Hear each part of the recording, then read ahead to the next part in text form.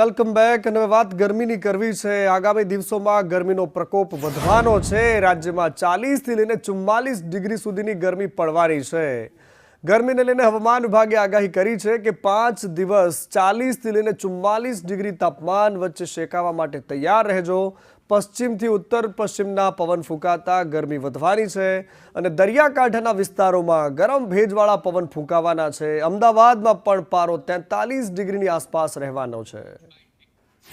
आज का जो फोरकास्ट है आने वाला अगले 5 दिन तक जो उच्चतम तापमान है उसमें कोई बड़ा बदलाव नहीं है और जो गुजरात क्षेत्र और जो हमारा सौराष्ट्र के कच्छ क्षेत्र है उसमें 40 से 44 डिग्री सेंटीग्रेड के आसपास रहने का संभावना है अगले 5 दिन तक, 23 अप्रैल से लेकर आपका 27 अप्रैल तक।